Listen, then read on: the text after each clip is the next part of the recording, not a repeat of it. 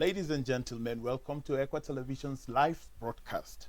Today is June 12th, a significant day for all Nigerians as we come together to celebrate democracy. We are delighted to have you with us as we honor the spirit of democracy and reflect on its impact across our nation. From insightful stories to thoughtful discussions, today's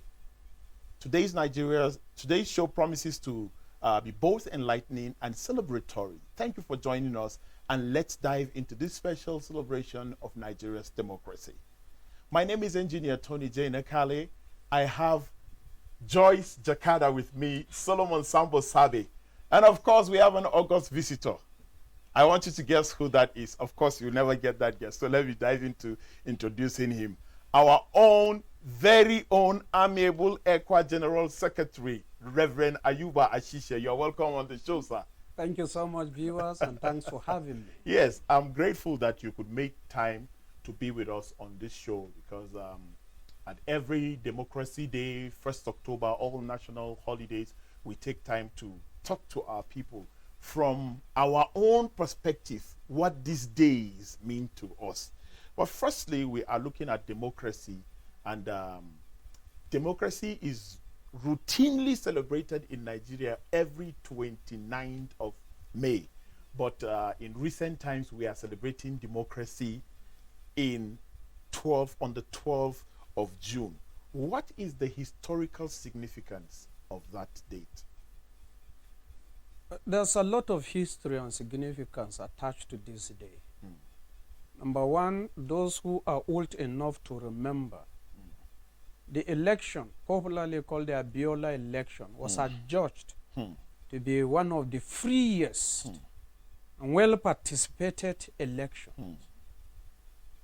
The winner declared a winner, and then he never got to the office, he never got sworn, and then he died. And so Nigerians and the leadership that took over decided to honor this hero of democracy. Usually Democracy Day in Nigeria used to be 29th May. But because of the history attached to June 12th and the honor of June 12th, they decided to immortalize him by making it a national day. Amazing. It's just brief and very, very, very, very precise. We are looking at the journey of Nigeria's democracy, having established the fact that it was 29th May and now it is June, because it has a very strong historical background. And he said it was the freest and the smoothest. Everything was done in a very tranquil manner. Sir, or let me put this to Joyce. The journey of democracy in Nigeria, where is it taking us? Reflecting on the journey to Nigeria's democracy, in the words of, I'll begin with the words of Abraham Lincoln. He said, democracy is the government of the people, by the people, and for the people. And when you talk about Nigeria's Democracy Day, dating back to June 12th, which we now celebrate democracy, you could see that there are a lot of significance to actually draw from that particular incident, because we remember the 1993 presidential election that late MQ Abiola actually won. Like, it showed unity, because all over the country, people went all out to vote for him. But even though that election was actually annulled, but we saw how that Nigerians cut across different parts of the country protested, and that protest led to the removal of the military regime. And that is why the date, like you said, it is being moved from 29th to June 12th, so that we can remember the sacrifice, the struggle for democracy. And you know, another thing that stands out for me in talking about democracy is the fact that you can't talk about democracy without justice and equity. And that is why, even as we mention or as we recount on the achievements and where we are headed, we cannot forget the struggle. We cannot forget the sacrifice. There's no definition of democracy that will stand if we don't mention justice and equity. Nigeria, as we stand today and looking at where we are headed, for me, I'm not satisfied 25 years down the line, though we celebrate freedom, though we celebrate liberty, because there are other African countries today that are still under military coup. Like we've had series where you mentioned countries that have gone through coup d'etat. We have Guinea, we have Sudan, we have Niger, like about 7 African countries, but Nigeria is enjoying that freedom. We're not under any dictatorship. So that stands out. But regardless of that, looking at the journey, personally, like I said, I'm not satisfied where we are, because in 25 years is a whole lot. 25 years, we've seen how China brought 750 million people out of poverty in 25 years. But Nigeria in 25 years, we put about 80 million people into poverty. Today, when you look at some of these indices, we've had election, just the recent of 2023 election, a lot of litigations. And we're talking about democracy, government of the people, by the people, and for the people. So you want to ask, why is it that after election, that the people are supposed to be the ones to go out and say, oh, we elected, and we are happy that the person that emerged was our choice or is our choice. But at the end of the day, you see people complaining. In fact, I've had, going by interviews of people on the street, they tell you that, no, next election, I'm not even coming out to vote. I wouldn't even waste my time. So you see, looking at the journey of democracy, one of the issues that we've had is the issue of litigations. Endemic corruption or systematic corruption has also been another issue. As we speak right now, there are allegations on 2 governors, past governors. 180 billion naira that we even had that based on the investigation, he paid school fees upfront for his son. Another one, which is the recent one, investigation by a committee, Kaduna State House of Assembly, are saying that over 400 billion. 423 billion naira. That's one person. They said, okay, some of this loan, they didn't follow due processes, and they cannot even track some of the projects that they were actually meant for. So looking at the journey, for me, we need to do more. We're talking about poverty. We have out-of-school children. We have unemployed youths. People are willing to do a lot, but the environment is not even enabling. There are a lot of concepts and principles that say, see, government should enable. They don't have any business being in business. That's according to Adam Smith. But make people that are into business succeed by creating enabling environment. So when you go down the street and look at some of the things that are happening, I think though we are happy that we're not under any dictatorship, though we are happy that we are not under any military rule, but I think we need to do more. We need to do more. Nigerians should have voice. We live in a country where leaders tell you that be patient. Leaders tell you that, oh, we are on the matter. You see them living in buoyancy. You see them living in luxury, spraying dollars, spending and sharing for themselves. Yet the citizens languish in hunger. So I think that looking at the journey of democracy, though we are free, but a lot needs to be done. We can't continue pointing fingers, but we need to start the change now. You sounded extremely passionate, and that was distinctively put. And I am praying that you become the governor of Plateau State one day, so that we can see how far you can take Plateau State in your regime. You know, in the morning we had a show. It's just Jamima that is missing, but 3 of us had a show, and we talked about this thing distinctively. Most of the system, most of the problems that we have in government are systemic, because people come and inherit all of these setbacks that their predecessors have kept, you know, and now they have succeeded. Look at the person you are talking about.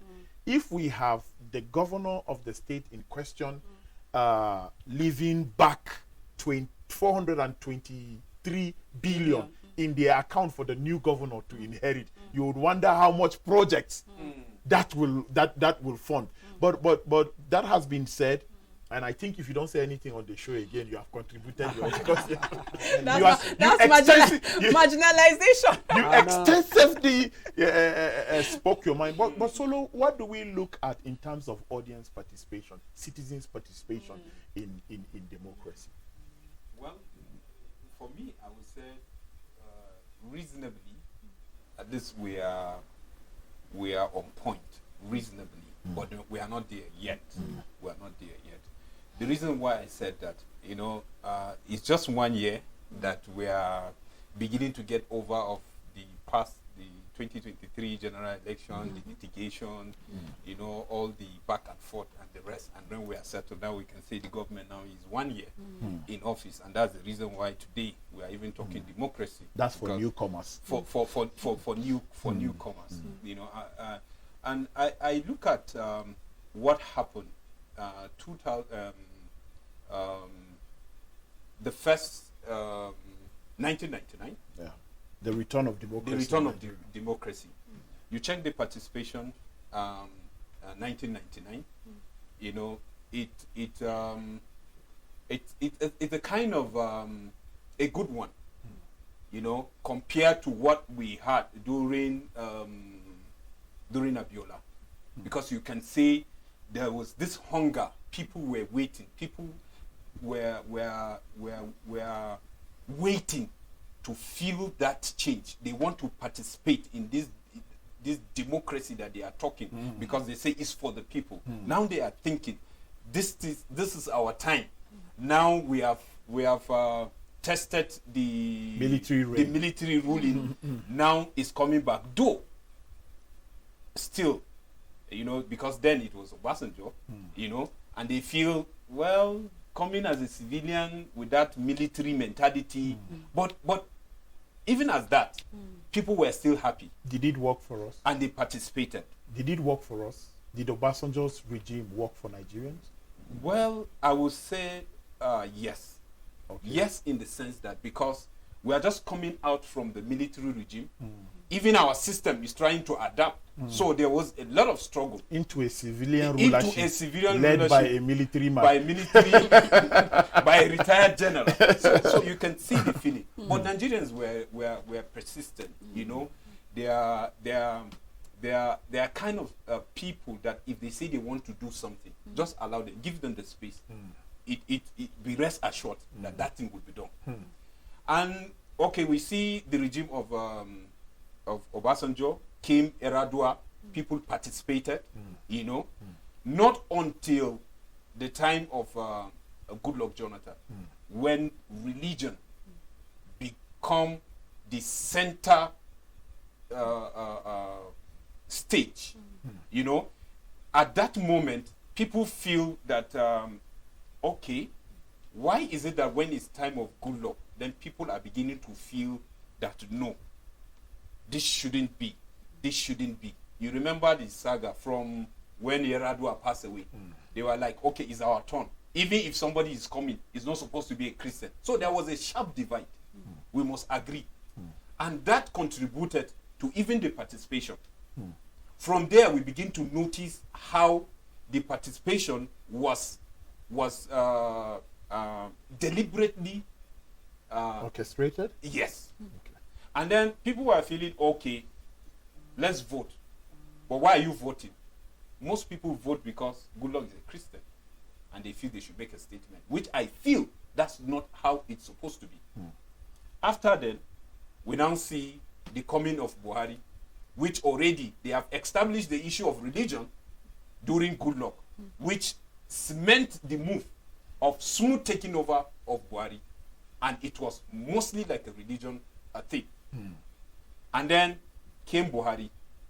And his 8 years regime, it was a hell to most of Nigerians because they complained.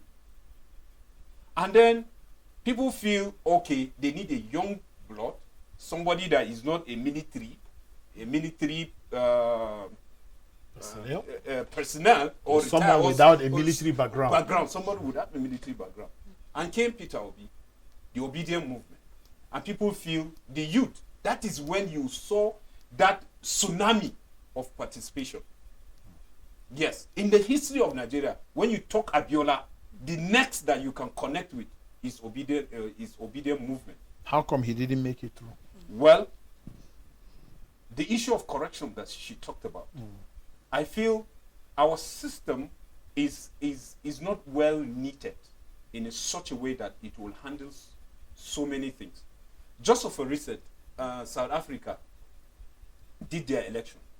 And if you see what they talk about digitalization, monitoring on election real time in Africa, South Africans show us, and we're here bragging that we are the one that fought for the apartheid.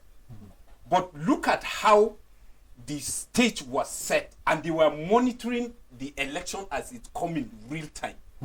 But look at our own.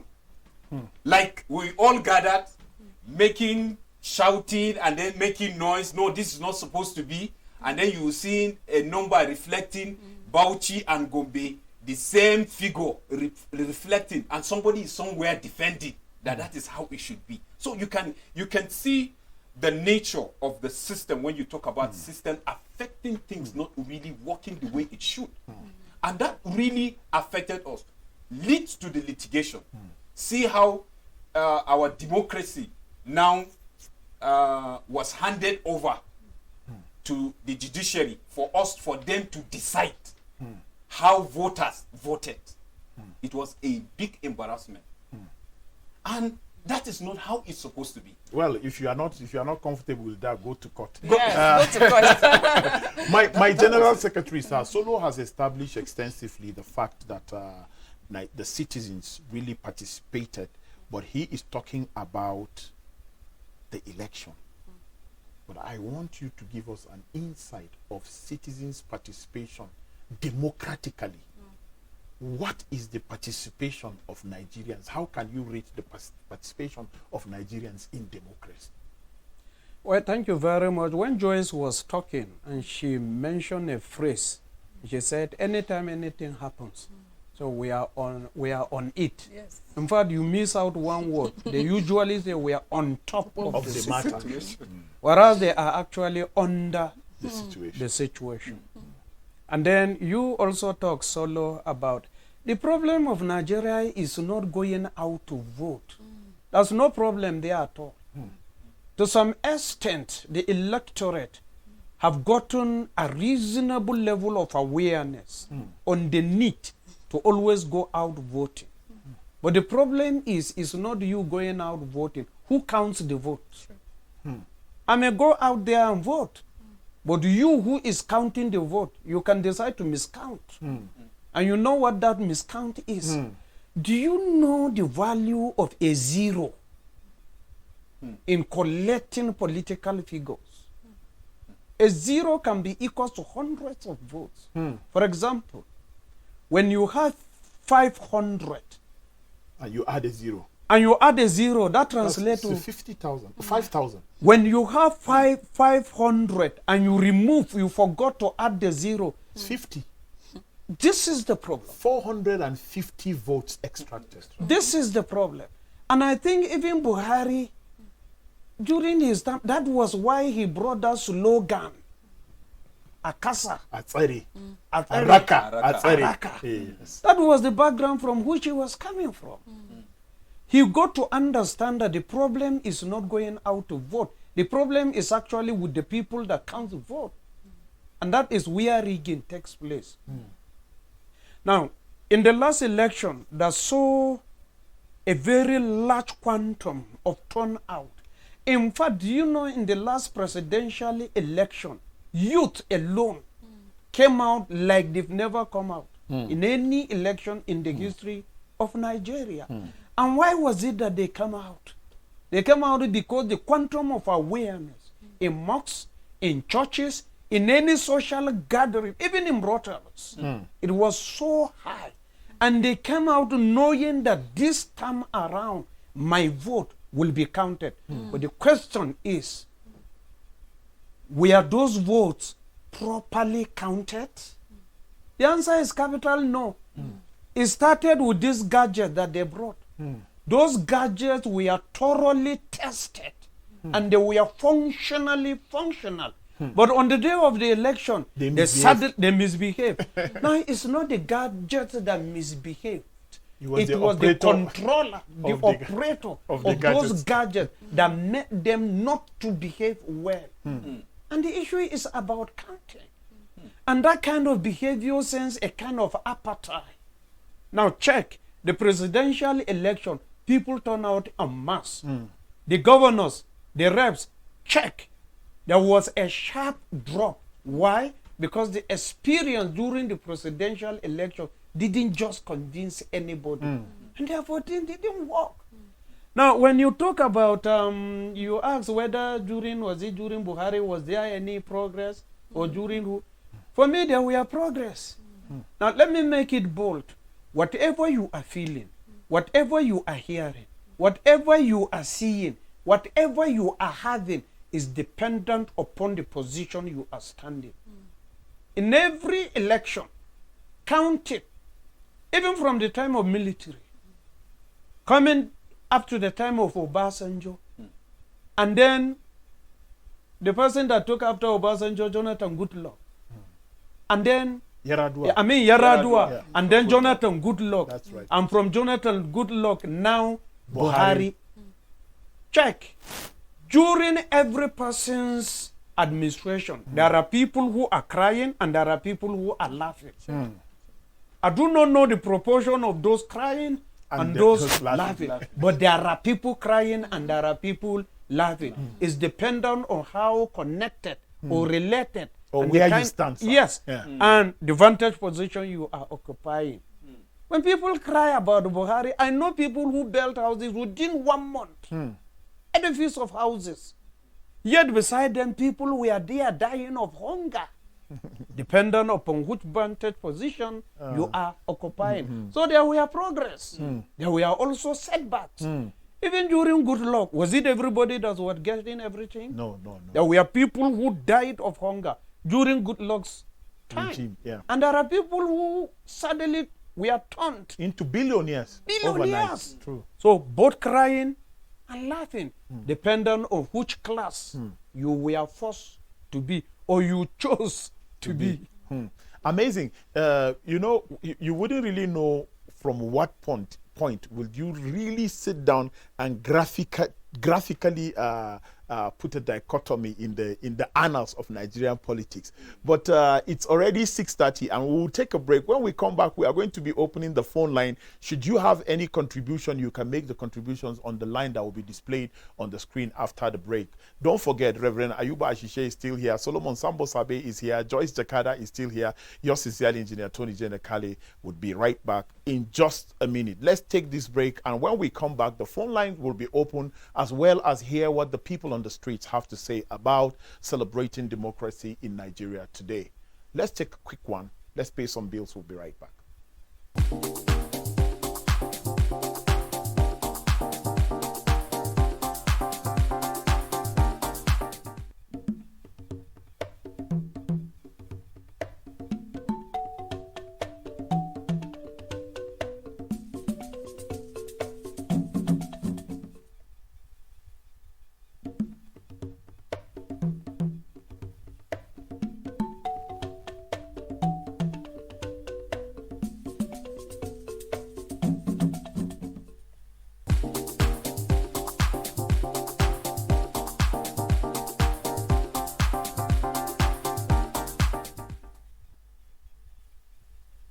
Thank you for not going anywhere on that short break. We're right back on the June 12 show on Equa Television International. And like I promised you, I'm always a man of my own words. I told you the General Secretary is not going anywhere, and he's right there. Joyce is right here, Solomon Sambo Sabe right here, and I am right here. Let us look at the participation of youths, because if we look at democracy in Nigeria, the women, yes, but the youth have more contribution in terms of inclusiveness in the politics of Nigeria, or in the democratic setting in Nigeria. How have we young people contributed to the success of democracy in Nigeria? Okay, let me say we all have, to get the Nigeria of our dream, we all have a role to play. It's really disturbing to see people complain about the status quo, yet they do nothing about it. Like Sambo Solomon made reference to the last election. We saw how that a lot of young people came out, went and registered so that they can make the change that they desire. And it's almost like everything just went down the drain, that discouraged a lot of people. We had a political show here that were monitoring the election and giving reports on real time. And we had a lot of callers calling and saying, in fact, some people say, we were at our polling unit as early as 4 a.m. And up until 2 p.m., we are yet to see any electoral officer. And it's disturbing. The issue of political apathy, there are reasons, there are things that lead to that. You hear people after the election telling you that, no, I'm not going to participate again. I'm not going to waste my time voting. Since this thing is about selection and not election, let them continue in that manner. But you see, I continue to tell people that you cannot sit down and expect the change that you desire just happen overnight. You have a voice, and no wonder the former president of Nigeria, Goodluck Ebele Jonathan, during a symposium to mark the 25th years of democracy, said that Nigerians need voice. This government should give Nigerians voice, because if we're talking about democracy, it means that people should be able to express themselves. They should be able to contribute without, we have a cliche or a statement that, oh, we have freedom of speech, but freedom after speech is not guaranteed.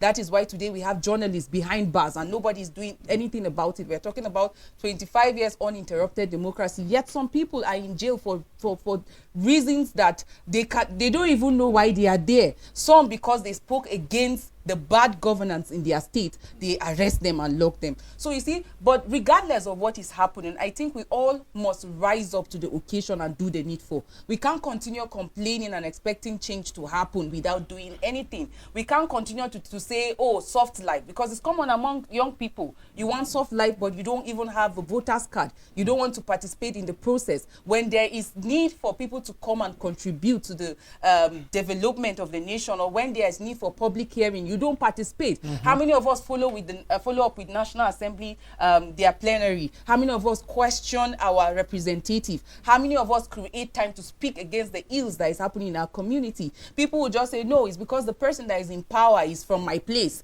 so it's our own time to eat the national cake. It's so easy for us to take 1,000, 10,000 and just forget about the implication in the next 4 years, in the next 8 years, or even on our future generation.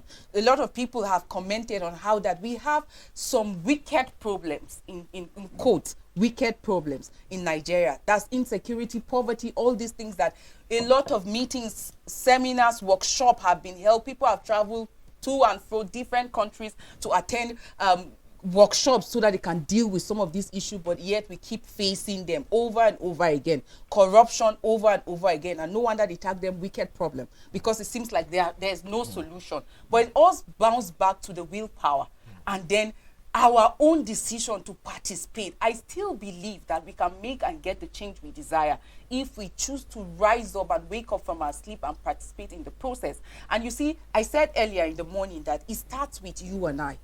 Because the person that emerge at the end of the day, like, the people elect him or her.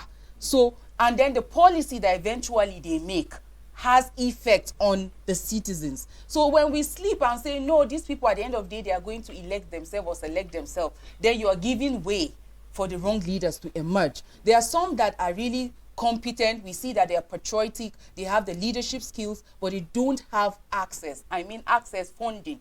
See, the whole process has been monetized. If you don't have millions, if you don't have billions, if you don't have money to pay people, you can't go into the process. And one might just think maybe it's deliberate to just keep certain people out of out of power, and we keep seeing people being recycled. But then in our own community or at our own level, we can create awareness. We can do orientation. I tell people that if your vote does not count, then they won't come with 1,000 or Maggie to tell you that vote for me. They won't even spend time traveling to and fro if your vote does not count. So we must begin by reorientating ourselves, by telling ourselves that, see, the change we desire, we can actually get it. Look at our heroes past. When we start talking about these people, the idea was freedom, was liberty, was for them to have a voice, was to have a Nigeria of their dream. And that's why they discarded every process. Like, even though the election was annulled, but the protests all over Nigeria led to the even removal of military regime, and we had the democracy that we desire. So we all have a role to play. Social responsibility is very important. Beyond going on social media and just ranting, today is disheartening to see how young people just go on social media to just insult rather than constructive criticism. So we can't continue on that trajectory and expect the change we desire. So we must be deliberate from our cubicle. Let's be the change that we desire, and at the end of the day, we will also have the leaders that will make this nation move forward. Like I said earlier on, I'm not satisfied with the status quo. 25 years is enough for us to take away all of these issues that we've been lamenting upon. Is enough. But you see, the willpower for our leaders, like governance is centered around few people. It's supposed to be about the people. Like the dividends of democracy, the people should enjoy it. But today, if you go down the street, people are languishing in hunger, in poverty. They don't even have access to education. Recently, we had a lot of young people dropping out from the universities. Why? Because they cannot even afford the school fees. But we must be deliberate. In terms of skills, I can give it to Nigerian youth because they are doing well. But far beyond, oh, I don't want to say anything, oh, let them continue that, we have a responsibility to play beyond pointing fingers. I think you have spoken on behalf of all of us. I think I should put that to you. I want to ask the General Secretary a question, but I will leave the question for more like his response after we watch the clip. The phone line is open. The show is live on Facebook and YouTube, and you can call in to make your contribution, or you can just slide down to the comment section and tell us what you feel. We'll read your comment before the show ends. Sir, do you know why I'm happy that you are here? It's because I'm far from being found for any insubordination. Anything we say on this show, the General Secretary will take a share. Let's watch these clips. Let's watch these clips before some people will say, Tony Nakale has said this on TV. By G, he does not hear what. I have the backing of the General Secretary. Let's watch a few people on the streets of Nigeria and hear their own opinion about democracy. Every June 12th nationally in Nigeria is observed as Democracy Day in Nigeria. We are here in the city of Jos to interact with Nigerians, to hear their views and opinions on Nigerian democracy, and to see if the government is really taking the poor along, as democracy is said to be the government of the people, for the people, and in the interest of the people. Nigeria is really a democratic country. What is the meaning of democracy? Government of the people, by the people, and for the people. And the people who are ruling Nigeria are selected by the people. They are elected by the people. They are representing the people of Nigeria. And they are solving the problem of Nigeria to a certain level. Despite the fact that there are issues of Boko Haram here and there. But there is stability, there is peace to a certain extent in the country. It is unlike when we were under the military, when people are arrested for airing their views and put in prison for many years. This time around, you have the right to defend yourself if you are accused of doing something wrong. But during the military, you don't have you don't have the opportunity. You will be put in the cell for years. There are so many examples. So we are a democratic country. We are a democratic country to a certain level. We have not reached the level that we call ourselves a complete democratic district. So that's my view. There is no country in the world that there are no poor people. You understand? The advice is that they should pay more attention to things that will alleviate poverty in the country.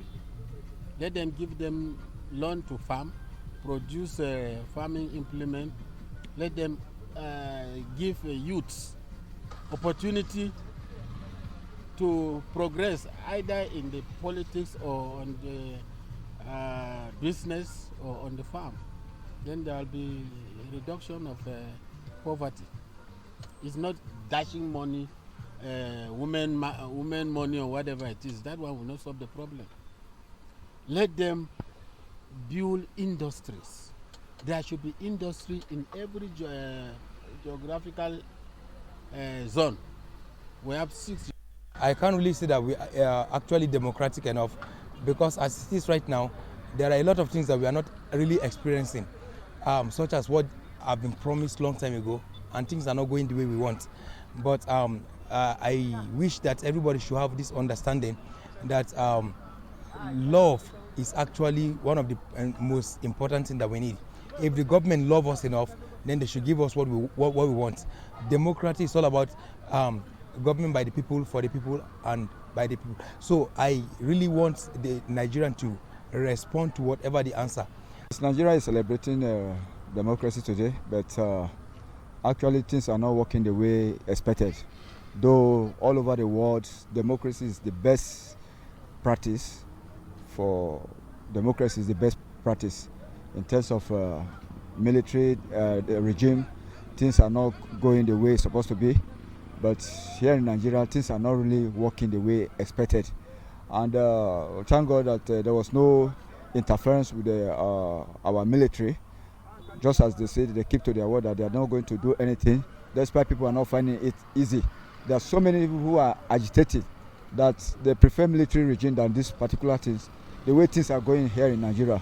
But if you look at all over the world, how they practice democracy, this is not how they practice it here in Nigeria. It's quite different. In actual sense, it's very quite different. But one day, hopefully, we'll get to there. But for now, things are not really working as expected.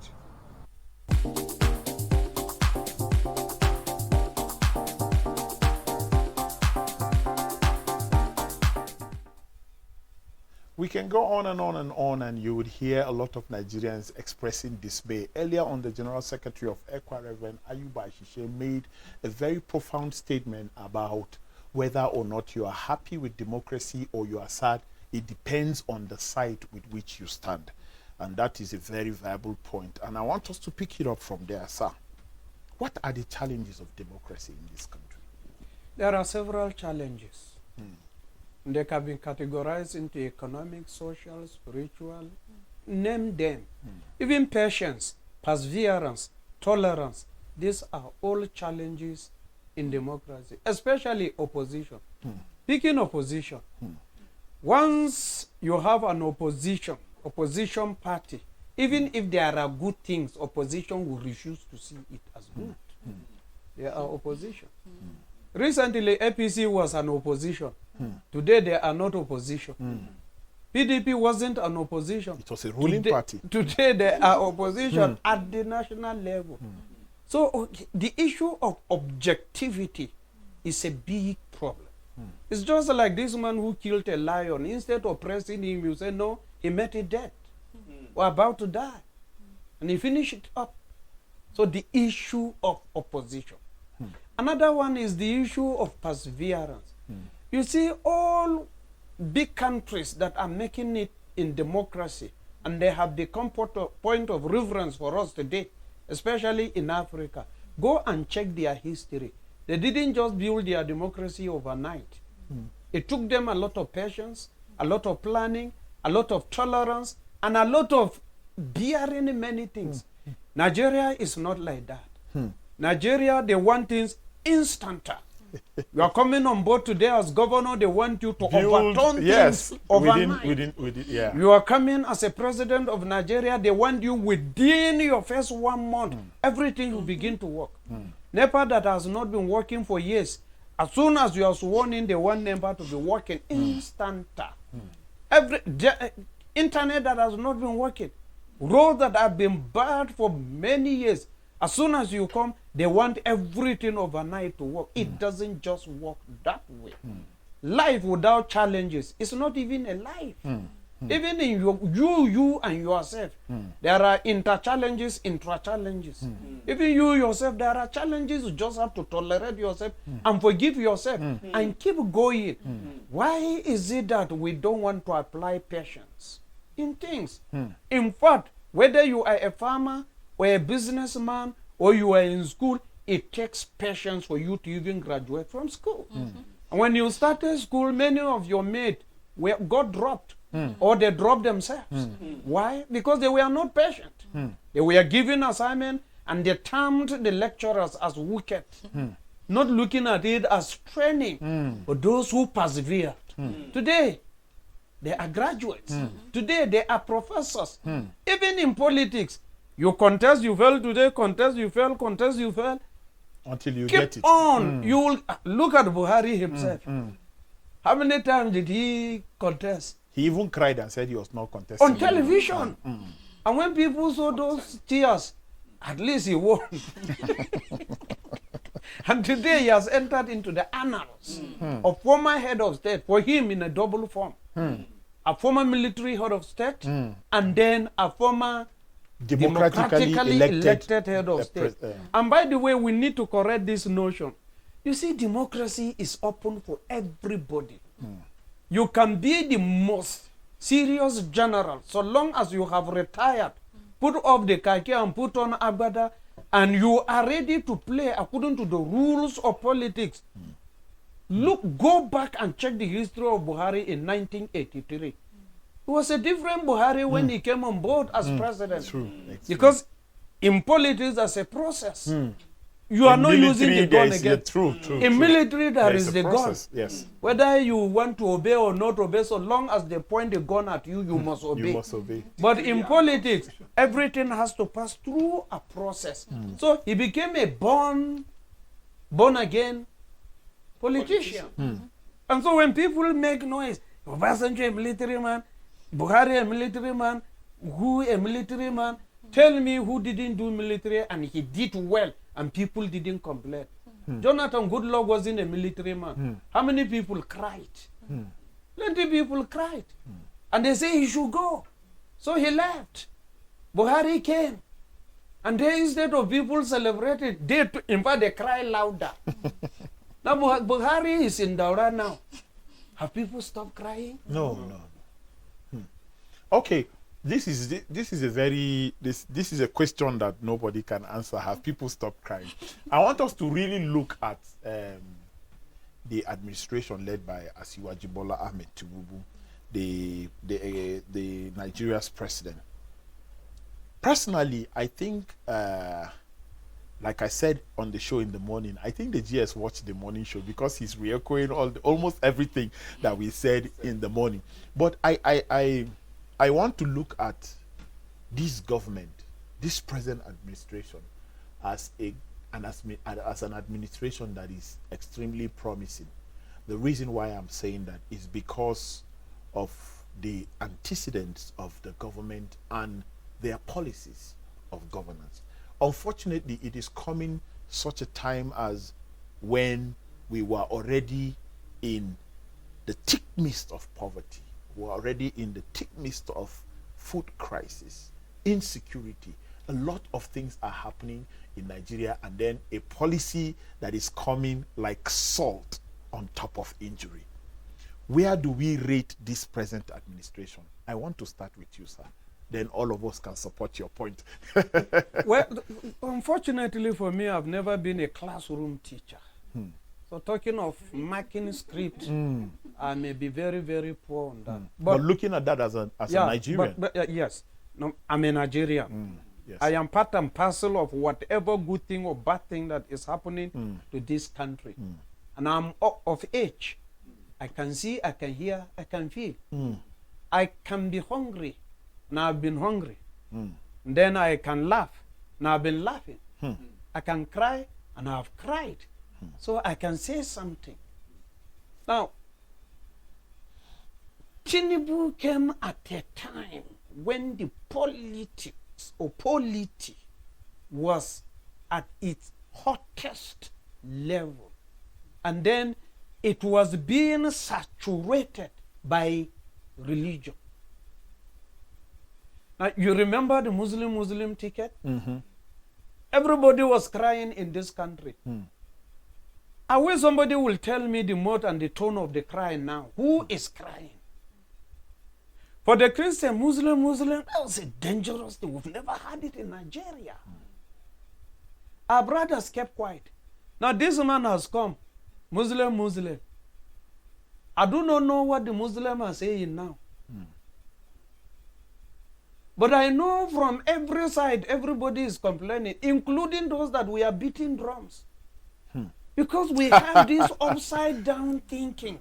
Muslim, everybody will become a Muslim. How on earth can you think like that when religion itself is a matter of choice? And I know of many families, that half of them are Muslims and half Christians, and they eat together, they celebrate together, they sleep together without anybody saying anything bad on the other. Even Asiwaju himself, as Muslim as he is, look at his wife, a pastor. Will you deny that? No, sir. And then he gets back to his Muslim friends and say, what kind of Muslim is this? With a pastor as a wife. Has become a problem. Look at the quantum of people that met in his government. Are they all Muslims? No, the answer is no. Because I know many of our good friends, key Christians, committed in prominent Christians, positions. in prominent positions in this government. So if we had cried Muslim, Muslim, are we still crying Muslim, Muslim? If the other one we are rejoicing is Muslim, Muslim, and now this man has brought some of the best, excellent Christians on board, are they still rejoicing that it's Muslim, Muslim? These are the issues that in Nigeria we truly need to remove this thing. You know, religion, they say is the opium of the masses. It's like when somebody wants to confuse you and divide you, he brings in religion and tribalism. These two dangerous monster of people, they work so terribly among people, especially in Nigeria. I don't think we have the liberty of time to check comments, do everything. The time is already fast spent.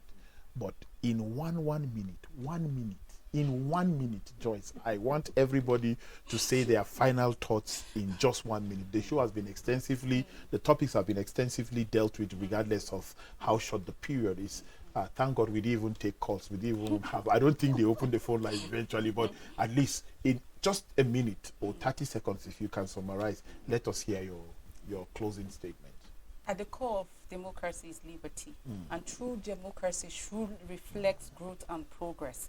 Like we have outlined a lot of issues that have gone down the drain, but we cannot continue lamenting. We have to move to the book of Acts and then take actions and ensure that we get the Nigeria of our dream. Nobody wants to contemplate moving to a military regime, because if we were at that time, maybe by now or after this show, we will find some people waiting for us outside. But you see, that's one of the beauty of democracy. So let's see progress. Let's see growth.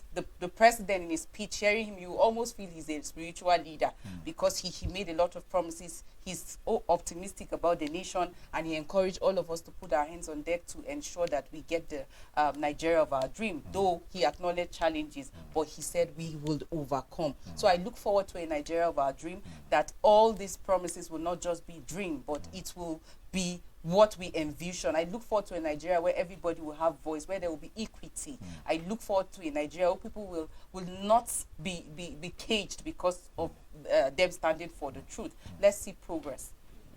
Okay, for me, I would say let's be patriotic. Let's be patriotic, because it's a project for all. So we should all participate. While someone is bringing the block, someone is bringing water, and then the bricklayer is connecting them. Together we will build a mansion that we all desire to live. And then for the youth, I would say what we are doing is not enough, because you cannot just participate and just come back and sit down and then you are looking for that easy life. Let's keep pushing. Let's keep pushing. We are not doing enough. And for the little ones that are in the system that are representing the youth, please don't disappoint us, because we are looking up to you. And then we are looking forward to 2027, that more youth will engage, themselves into the politics. Because together, if we get involved, we will get things right. Amazing. If we get involved, we'll get things right. Please, sir, your final thoughts. Well, we need to be patient. We have to be patient with our political leaders. It takes little time to destroy, but you need a lot of time to mend what has been destroyed. I think with the way I am seeing some of our governors doing, I think we have a sign of a better tomorrow. The way I am seeing the federal government trying to do, with the exception of this minimum wage of 18, we have a good tomorrow.